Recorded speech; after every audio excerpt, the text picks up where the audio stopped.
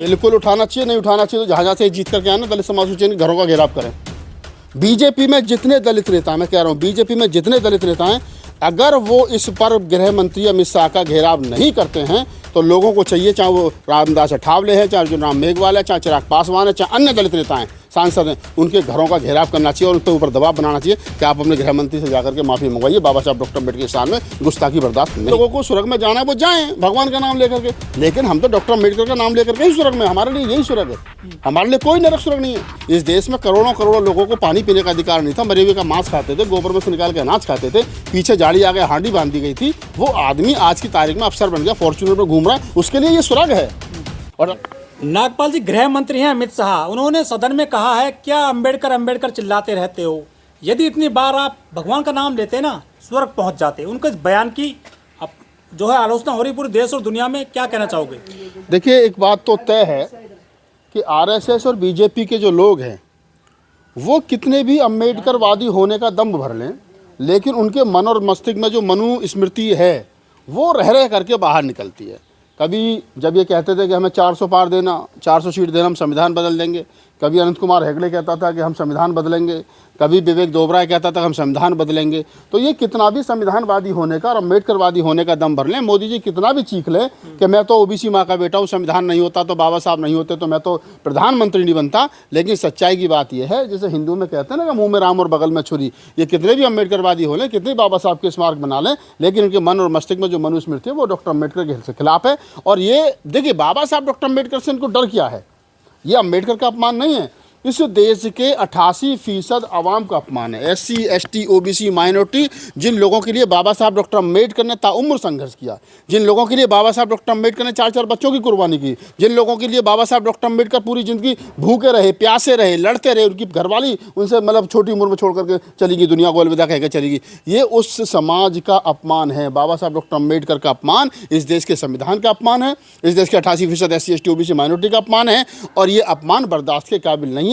मैं तो कहता हूं कि विपक्ष को चाहिए कि सदन को जब चलने दें जब अमित शाह कम से कम माफी मांग रहे इस बयान पर, लेकिन आज विपक्ष ने जिस प्रकार से एकजुटता दिखाई है, कितना दबाव में आता, सदन आज स्थगित कर दिया गया, कब चलेगा, ये बड़ी बात है। तो इनका अम्बेडकर प्रेम क्या झूठा है भाजपाइयों का? मैं तो बहुत दिन से कहता हूं कि भाई चेक कर लो इनका DNA।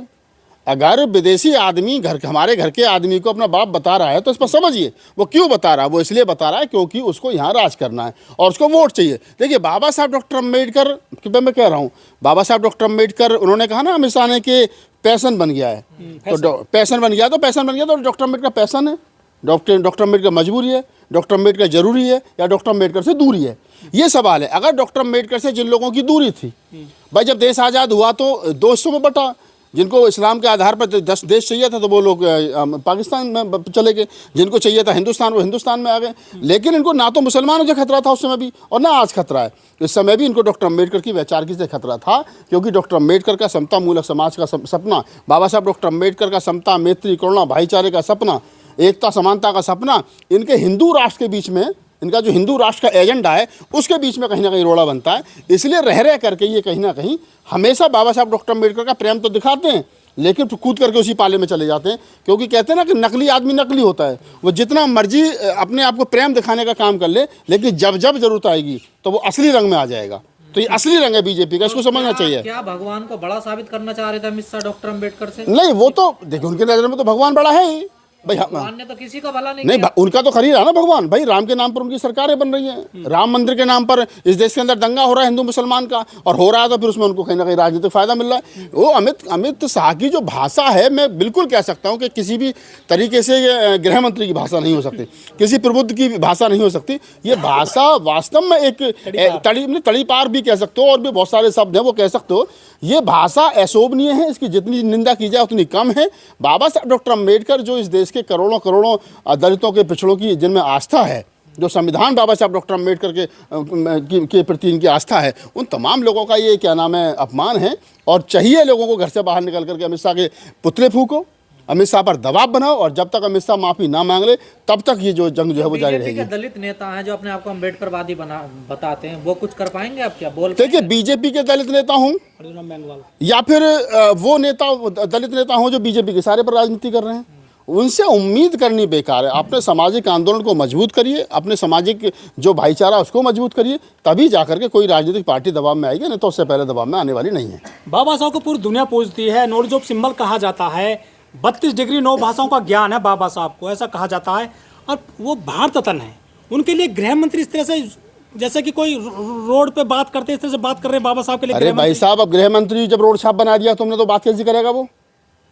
जब गृह मंत्री आपने रोड छाप बना रखा है, जब जो गृह मंत्री तड़ी पा रहे हैं, जो गृह मंत्री भाषा देखो, ये गृह मंत्री की भाषा है। जो आदमी कहता हो कि नहीं इशारे करके कहता हो नीचे बैठ जाओ, बाहर जाओ, ये कर देंगे, इलाज कर देंगे, उस आदमी की भाषा शुरू से लेकर के आज तक ऐसी है। तो उस आदमी से क्या उम्मीद करोगे इससे ज़्यादा भाषा उसकी सभ्य हो सकती है? जो आदमी देश में एमएलए बनने लायक नहीं था, वो धर्म के नाम पर धर्म की राजनीति करते करते वो देश का गृह मंत्री बन गया। यही देश के लोकतंत्र का सबसे बड़ा नुकसान है। और यही डॉक्टर अम्बेडकर के बारे में जो बातें कही गई हैं, जिनके उनके दिल के अंदर जो है वो बाहर निकल करके आया है। अम्बेडकरवादियों को क्या करना चाहिए? अम्बेडकरवादियों को आंदोलन करना चाहिए, उस समय तक आंदोलन करना चाहिए जिस समय तक अमित शाह जी माफ़ी नहीं मांग लेते हैं। इनके नेता कहते हैं कि संविधान खत्म कर दो, आरक्षण खत्म कर दो। इन्होंने पुरानी संसद से बाबा साहब की प्रतिमा हटा दी, अब बाबा साहब के खिलाफ भी बोलने लगे हैं बीजेपी के नेता। तो क्या विरासत खत्म होने जा रही है बाबा साहब की?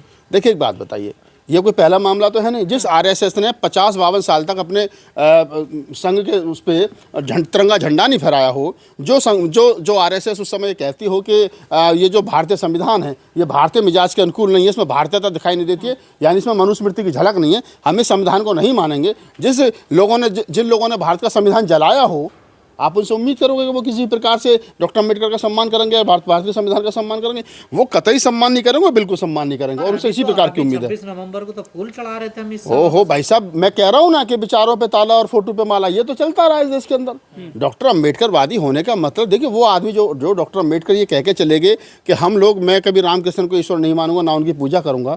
आप उस आदमी से, वो आदमी जो आदमी राम के नाम पर राजनीति कर रहा है, तो आप इससे ये उम्मीद करोगे कि वो बाबा साहब डॉक्टर अम्बेडकर के विचार की आगे बढ़ाएगा? बाबा साहब की ज्यादा चर्चा, संविधान की ज्यादा बात हो रही है आजकल देश में, राजनीति में हर जगह पच नहीं पा रहा अमित शाह को। देखिए बात सुनिए, ये मैं एक वीडियो में सुबह भी कहा है कि जो डॉक्टर अम्बेडकर भारतीय राजनीति से लंबे समय तक दूर रहे, पार्टियों ने लंबे समय तक दूरी बना के रखी। अम्बेडकर को 1980-85 के दशक, 80 के दशक तक, 90 के दशक तक उनको साहित्य में नहीं लेकर के आए।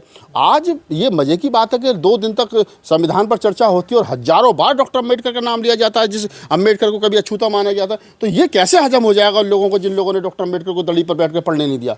उस व्यवस्था को कैसे हजम हो जाएगा? आज संविधान इनके निर्माता बाबा साहब डॉक्टर अम्बेडकर पर संसद शुरू हो रही है और संसद खत्म हो रही है। कोई पार्टी का ऐसा नेता नहीं जो अपने भाषण में डॉक्टर अम्बेडकर का जिक्र नहीं कर रहा है। तो आप समझिए कि दोनों सदन में जब हजारों बार डॉक्टर अम्बेडकर का नाम, परम पूज्य बाबा साहब, पूजनीय बाबा साहब, हमारे बाबा साहब, ये बाबा साहब, वो बाबा साहब, तो उस व्यवस्था को ये शब्द कैसे मंजूर हो जाएंगे जिस व्यवस्था ने डॉक्टर अम्बेडकर को स्कूल के बाहर बैठ कर पढ़ने के लिए मजबूर किया, जिस व्यवस्था ने डॉक्टर अम्बेडकर को पानी नहीं पीने दिया, जिस व्यवस्था ने डॉक्टर अम्बेडकर को नौकरी नहीं करने दी, जिस व्यवस्था ने डॉक्टर अम्बेडकर को आजीवन चैन से नहीं रहने दिया, वो मरने के बाद क्या डॉक्टर अम्बेडकर को चैन से रहने देंगे?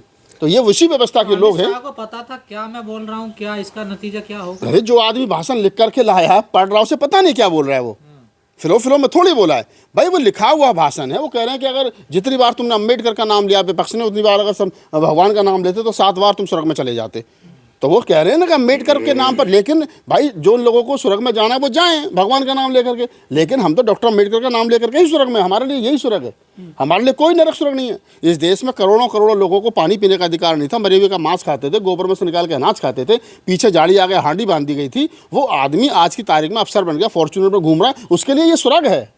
और अगर अमित शाह जी कह रहे हैं कि ये स्वर्ग नहीं है, स्वर्ग और कुछ है, भगवान का नाम लेकर तब स्वर्ग में जाते, तो अमित शाह जी तुम चले जाओ स्वर्ग में, उस वाले में हमें तो जरूरत है नहीं। अमित शाह जी स्वर्ग नरक की बात कर रहे हैं, क्या साइंटिफिक टेम्परामेंट पर नहीं बोल सकती बीजेपी सरकार? भारतीय संविधान का आर्टिकल 51A ये कहता है कि स्टेट की जिम्मेदारी है कि वो लोगों में साइंटिफिक टेम्परामेंट जो है वो डेवलप करे, वैज्ञानिक सोच जो वो डेवलप करे। लेकिन जब सरकार और सरकार के नुमाइंदे बाबाओं के पैरों में पड़े रहते हो, तो ऐसे में क्या उम्मीद करोगे आप कि सब सरकार जो लोगों के बीच में साइंटिफिक टेम्परामेंट डेवलप करेगी? कतई नहीं करेगी, बिल्कुल नहीं करेगी। क्यों करेगी? तो विपक्ष का मुद्दा चल रहा था कि संविधान बचाएंगे हम, लेकिन ये नया मुद्दा दे दिया कि संविधान नहीं, बाबा साहब को बचाना है। संविधान बचेगा तो ही अम्बेडकर बचेंगे, और अम्बेडकर बचेंगे तो संविधान बचेगा। संविधान में ही डॉक्टर अम्बेडकर की आत्मा बसती है, और जो संविधान है वही डॉक्टर अम्बेडकर की विचार की है। बाबा साहब डॉक्टर अम्बेडकर की विचार की क्या नाम है, समता, मैत्री, करुणा, भाईचारा, जो बुद्ध के धम्म पर आधारित है, उसको बचाना है, क्योंकि डॉक्टर अम्बेडकर ने भारतीय संविधान लिखने के बाद में लोकसभा और राज्यसभा में जो भगवान बुद्ध से संबंधित सारे जो सिंबल उन्होंने लगाए हैं, उनकी उस विरासत को भी बचाना, संविधान को भी बचाना, और ये आरएसएस और बीजेपी से बचाना, और किसी से नहीं बचाना। बाबा साहब के संविधान के दम पर चिराग पासवान, रामदास अठावले, रजुन राम मेघवाल जैसे जो लोग मंत्री बन गए हैं, क्या ये बाबा साहब की बात आप उठाएंगे सदन में? बिल्कुल उठाना चाहिए। नहीं उठाना चाहिए तो जहाँ से जीत करके आना, दलित समाज के घरों का घेराव करें। बीजेपी में जितने दलित नेता हैं, मैं कह रहा हूँ बीजेपी में जितने दलित नेता हैं, अगर वो इस पर गृह मंत्री अमित शाह का घेराव नहीं करते हैं तो लोगों को चाहिए, चाहे वो रामदास अठावले हैं, चाहे अर्जुन राम मेघवाल है, चाहे चिराग पासवान है, चाहे अन्य दलित नेता हैं, सांसद हैं, उनके घरों का घेराव करना चाहिए और उन पर ऊपर दबाव बनाना चाहिए कि आप अपने गृह मंत्री से जाकर के माफ़ी मंगवाइए। बाबा साहब डॉक्टर अम्बेडकर के सामने गुस्ताखी बर्दाश्त नहीं की जाएगी। धन्यवाद।